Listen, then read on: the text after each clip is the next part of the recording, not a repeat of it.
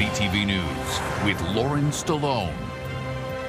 Good evening. Thank you for joining us. We begin tonight with a second straight day of heavy snowfall in our region, causing everything from crashes to school cancellations. With more, here's Sean Irvin. On our highways, another day of snow and the sudden return to bitterly cold temperatures created havoc. This jackknife tractor trailer on the 401 east of Wonderland, just one example. A mere 500 meters away, another multi-car crash, including a vehicle leaking hazardous material. Thankfully, it is believed no one was seriously hurt in either case. Back in town, main roads were moving thanks to city plows and independent contractors. Operators who put in long hours on Wednesday were doing their best to clear the latest winter wallop. With these successive snowfalls and the squalls, that's what really is unpredictable. So we're out there, we're doing the best we can.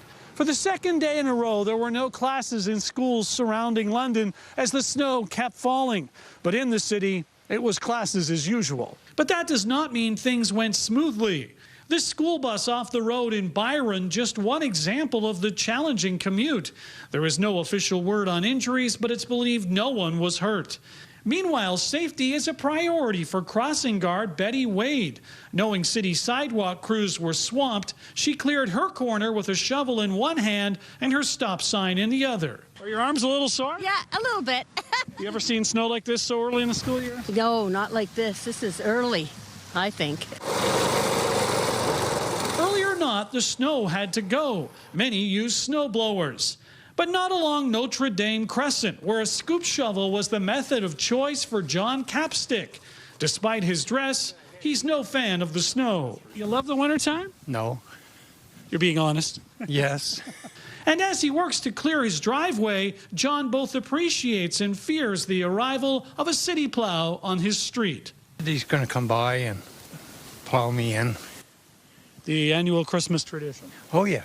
Nearby neighbors Jim and Heather Kicks were both using shovel power. They've never owned a snowblower. I'm 78, she's 71, and between the two of us, we're sensible about it. If you need a break, you got to stop, and if you have a heart condition, get a snowplow.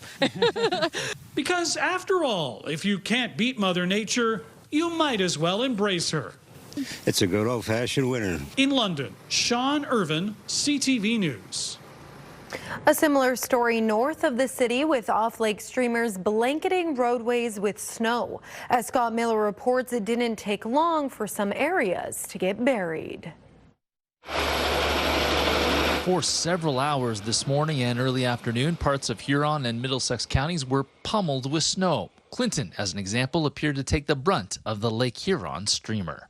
It is unbelievable. I honestly came out here this morning at 6 a.m. and already used the snowblower to blow the lane, and here I am about 5 hours later back at it again. Absolutely unbelievable that this is happening. A couple of streets over, Matthew Austin was shoveling out his driveway as well, also for the second time before noon. Are you getting a little tired of shoveling? Not yet.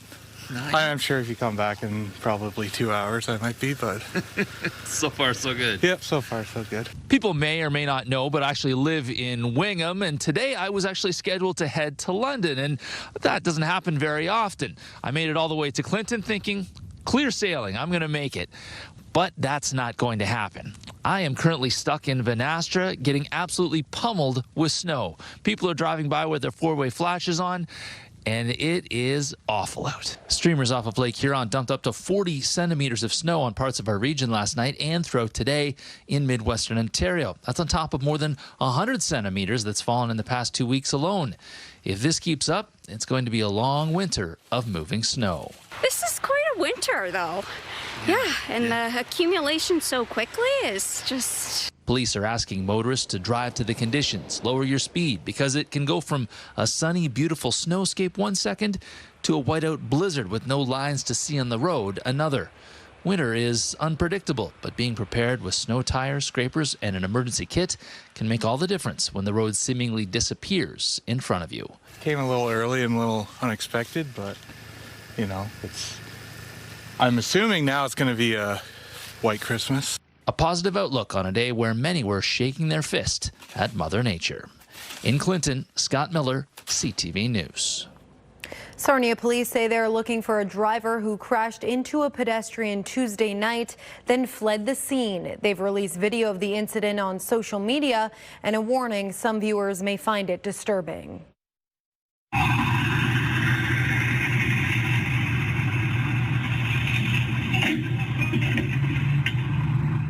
According to Sarnia police, this happened around 8:30 p.m. Tuesday night at the intersection of Telford and Queen Street in the city's southwest.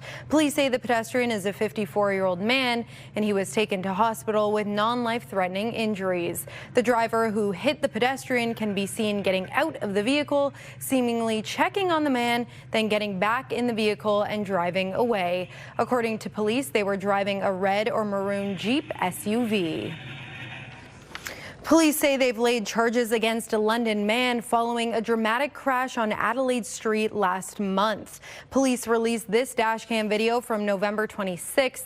They say the suspect was driving a red Tesla at 130 kilometers an hour in a 50 zone, slamming into a pickup truck, suffering serious but non-life-threatening injuries.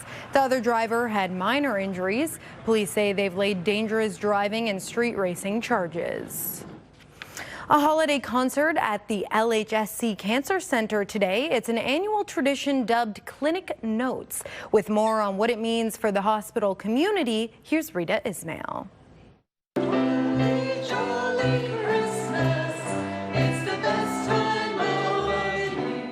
What began as a shared interest in music has now turned into a holiday classic at London Health Sciences Centre. We love to be able to share this very positive music at this time of year, both for our patients and their families, but also for the other staff who work so hard all year. The group of doctors and medical experts, which has been putting this concert on for 12 years, all have a passion for music. I've always loved playing trumpet at Christmas time. I feel like it's been always a part of the holidays for me, especially getting to play here at the Cancer Center. It's great to just see all the staff and patients. Today's performance began at noon and was put on for patients, their families, and staff. Back in 23, when I was diagnosed, my wife researched a doctor's that I was going to get a chemo and radiation oncologist. And Dr. Santani's bio picture was about him playing a cello. So when I first met him, I asked him, "Where's your cello?" And he said, looked at me like, "What do you mean?" I said, "I'm waiting to be serenaded." And today, Dr. Sanatani did just that.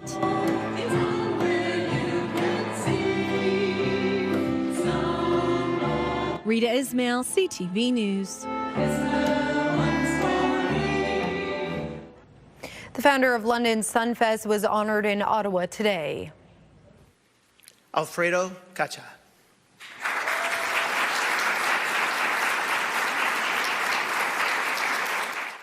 Sunfest was created by Guatemalan refugee Alfredo Cacha. He arrived in the forest city with his family 40 years ago. Cacha started the festival in 1994, which has grown into a major attraction for tourists and musicians from around the world. The longest season in the Stratford Festival's history is coming to a close, and organizers say the extended run has been a success. Jeff Pickle has more from the final days on stage for the production of Annie. From a tentative, nervous first day of rehearsal back in February, I was just really grateful, and I was also a little nervous.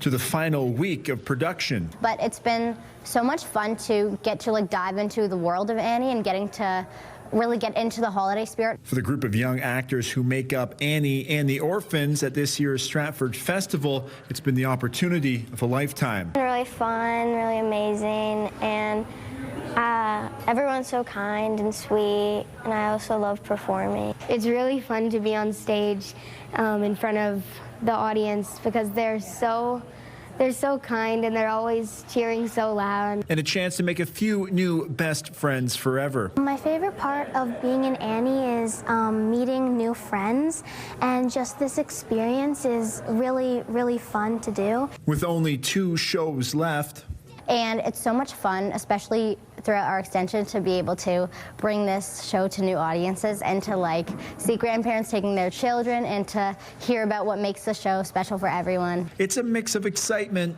and sadness. My feelings are like excited and sad at the same time because I'm gonna miss all of my new friends. These young professionals have been a key to this season's success. They really evolved over the season. They became a really tight unit, amazing accomplishment by the kids. After a sluggish 2024 season, festival leadership say they took a big swing this time around after early indicators predicted some big numbers. So we decided very early on, pretty much around opening week, that we would add some performances based on the early demand that we were seeing for these shows. They say so far, despite the cold and the snow, crowds are still lining up. We added about 50,000 seats to our season, so that is a significant addition to the season and a big risk to add that on to the end of the year.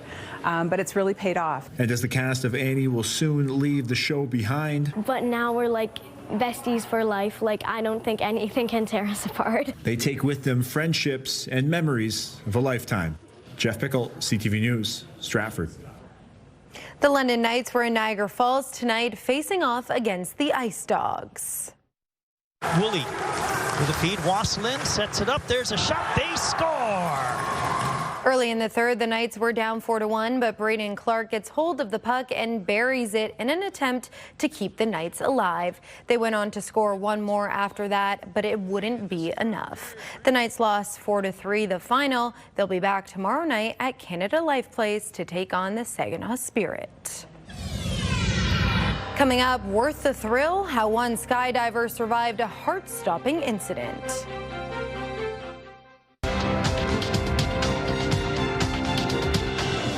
Strength in the base metals sector helped Canada's main stock index today. In Toronto, the TSX gained 170 points, and in New York, the Dow added 646, but the NASDAQ fell 60. The Canadian dollar gained 1/3 cent today, and on commodity markets, gold added more than $88 an ounce, while oil dropped 86 cents a barrel. Breaking political news tonight. Late this evening, a Conservative MP from the Toronto area revealing that he is crossing the floor to join the Liberals, putting the party just one seat shy of a majority. Rachel Aiello reports. So let's give a warm welcome to our newest member of the Liberal Party. Liberals were celebrating more than the holiday season tonight, learning just as festivities were getting underway at the party's annual gathering in Ottawa that Prime Minister Mark Carney had poached another Conservative MP. Like literally just joined our party. Rookie Ontario MP Michael Ma, seen here posing with Poilievre at the Conservative Christmas party last night, says he's informed the Speaker of his decision to join the governing party. In a lengthy statement, Ma said he entered public service to help people, to focus on solutions, not division, and looks forward to working with Prime Minister Mark Carney to make sure that Markham-Unionville and all of Canada can move forward with confidence. 171. The defection means the Liberals are now just one seat shy of a majority government, a position they'll be looking to leverage when members of Parliament resume sitting next year. The House stands adjourned until Monday, January 26, 2026. The House adjourned today, with the Liberals saying it was a productive fall despite few pieces of legislation passing. Since September, we have accomplished a great deal. It has been a hard grind because of this conservative obstruction, but we did get results for Canadians. Key crime bills and the Budget Implementation Act have been left in limbo, but the Conservatives said they aren't to blame. It's Liberals who are engaged in self-obstruction of their own legislation. Asked today, before he lost yet another MP, how confident he was about a strong showing in his January leadership review, Poilievre said very. Rachel Aiello, CTV News, Ottawa. Last call for Canadians looking for their share of the $500 million settlement in a bread price fixing class action lawsuit. Loblaw and its parent company are accused of engaging in an industry-wide scheme to fix bread prices. Canadians have until tomorrow to submit an online claim if they bought packaged bread between January 2001 and December 2021. Anyone who files a claim could receive a $25 within 6 to 12 months after the deadline. No proof of purchase is needed. Good evening. Snow squalls come to an end overnight, but not after a significant amount of snow in parts of Huron County through the evening. We still have some very rough road conditions. Overnight, the winds ease off. It's getting cold. It'll feel like minus 18. Waking up tomorrow morning, sunrise, we'll see a bit of sunshine. Temperature holding at minus 7. Thank you for this photo of Sunny. If Sunny's heading out for a walk in the morning, he might need his winter booties. Stay with us. I'll have your local weather details coming up right after this. Julie Atchison joins me on the desk now. Julie, we were talking a bit earlier that I've seen more snow here in London in just my 6 months here than I did in Saskatchewan when I lived there, which is crazy to me. I can't believe it, and it just keeps coming. Yes, in terms of our systems coming in, we have the Alberta Clipper that we just had, and we get that lake effect snow, and the lake effect snow adds to those totals. So you see that cold air over Lake Huron, and that really fires up the snowfall amount. So these numbers are going to jump. So this was as of 11 o'clock this morning. So snowfall amounts in the area ranging close from 10 centimeters, but 35 in Ingersoll. Wow. Snow squalls today off Lake Huron, as I mentioned, causing some havoc on area roads. Huron County, you had a funnel of snow through the day today. It was cold at -4, our low temperature of -8 tonight. Another cold one across the region. You can see flurries continuing out there. Satellite radar showing the flurries, but high pressure will shut down the lake effect snow as we head through the overnight Lauren. So we've been dealing really with some whiteout conditions in Huron County, even eastern Middlesex County dealing with some heavy snowfall. The flurries wind down tonight and into tomorrow morning. We have some peaks of sunshine on the way. Overnight lows are ranging from -12 to -14 in most areas along the lakeshore of Huron, -6. One persistent snow squall tomorrow to contend with, and this one will be pushing off Lake Huron but through the Bruce Peninsula downwind of Georgian Bay, and this one is going to cause a lot of problems in and around Barrie. So upwards of 30+ centimeters of snow expected. This is a bit of a monster squall pushing through. As you can see, it holds together quite well through the day. It does drift towards the northern part of Grey County, but here on Perth, you should get through the day mainly cloudy with a few breaks of sunshine. In London, expecting a mix of sun and cloud. Then Friday night, things shift once again. This is another Arctic cold front, so we're getting another blast of cold coming in. With it, we have flurries in the forecast overnight and into Saturday morning. So you can see that snow that's coming through. That's 4 a.m. Saturday. So you will wake up and you're going to need to shovel once again. Now, in terms of additional snowfall amounts, it'll just see those numbers start to climb towards Owen Sound. A little bit of action through Huron County overnight. You still have some flurries in your forecast, but the good news is the snow squalls will be winding down for your Friday before the next surge of cold Arctic air. Waking up tomorrow morning, -7, the forecast high -3. A mix of sun and cloud through the early part of the day to mainly cloudy by the afternoon into the evening. Now, over the next 7 days, we're going to hold on to that bitterly cold air and well below normal through the weekend. So another surge of cold comes in, and with it, we'll have flurries ahead of the Arctic cold front. Behind it, we'll have the lake effect snow. And that's Saturday into Sunday. Another snow producer rolls in on Monday. Yes, more snow. I'm sure you're so excited. -7 the high. We'll hit -3 with cloudy conditions on Tuesday. But then we're up to 4 degrees Wednesday into Thursday. Possibility of a mixed precipitation. Likely Wednesday, not until Wednesday night. And then we could see some rain mixing in. So overnight lows are going to be icy cold this weekend. Bit deep freeze for a brief period of time. Midwestern Ontario, snow squalls, as I mentioned, in through the Bruce as we head through tomorrow. Still some squalls out there tonight and still some very rough road conditions. Huron County, I know you're digging out. That will continue overnight and into tomorrow. However, your snow squalls will be winding down. -2 to -5 over the next couple of days, and then -11 for the high as we head into Sunday. Early next week, daytime highs start to recover a bit, anywhere from -6 to -3, and will be above the freezing mark, 2 to 3 degrees degrees as we head into Wednesday, Thursday. So in for some cold this weekend, that's for sure. But good news, the snow squalls will be winding down across most of the area briefly as we head into Friday late afternoon, especially areas to the north. And then the weekend, well, things are going to fire up once again, and we're going to add to those numbers as snow squalls will be moving back in. That's a wrap tonight. I'll send things back to you. Lauren?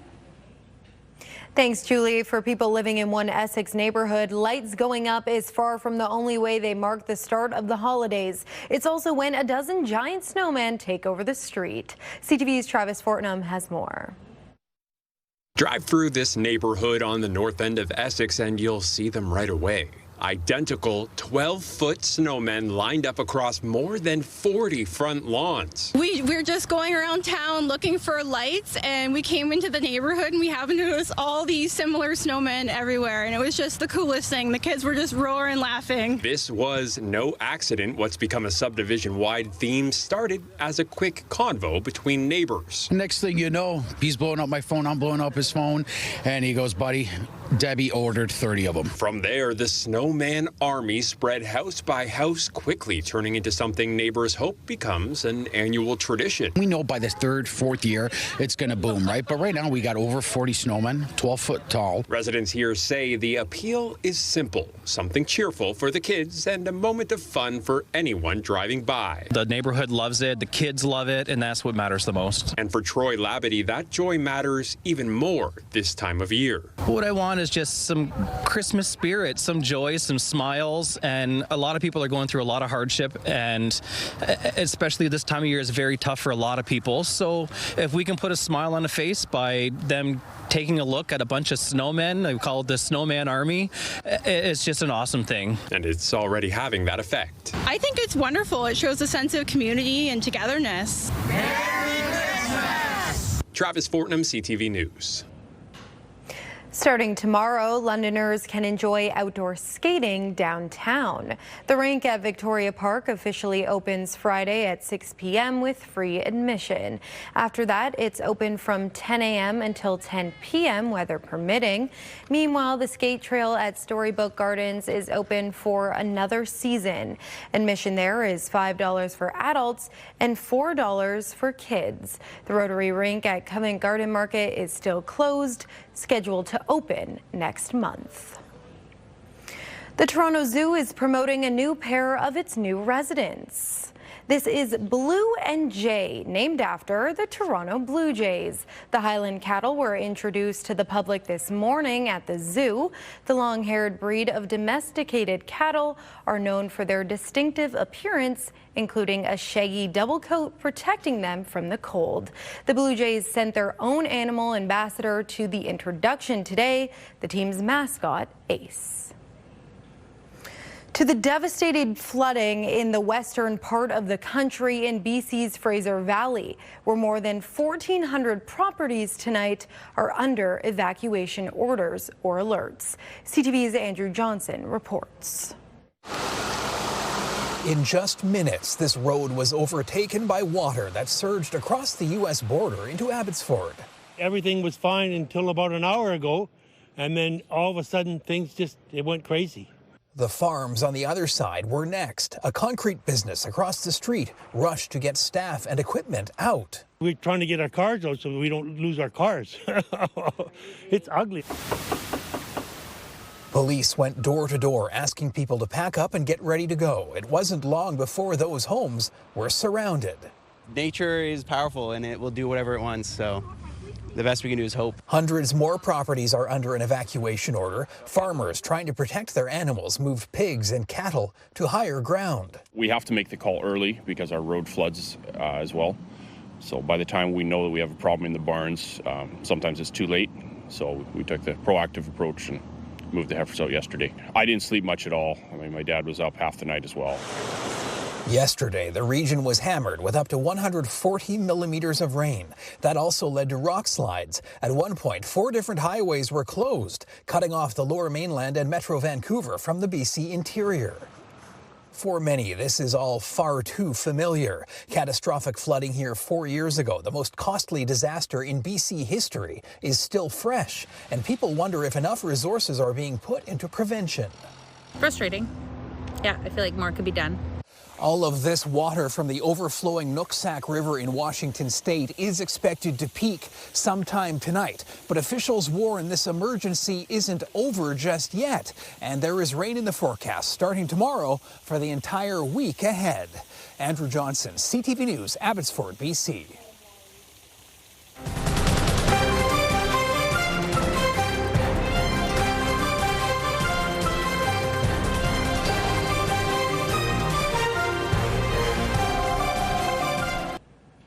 Jumping out of a plane with a parachute is already an activity for thrill seekers, but there was an extra adrenaline rush in Australia when a skydiver survived a heart-stopping incident. Take a look.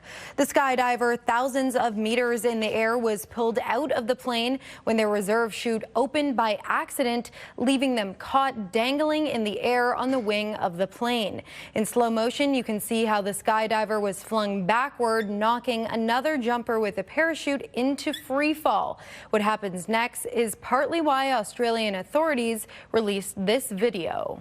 Although not mandatory at the time of the accident, the parachutists had a hook knife attached to their chest strap. The video then shows the skydiver using that hook knife to tear through the parachute lines, cutting enough to free themselves from the plane, and once clear, safely deploy their other parachute.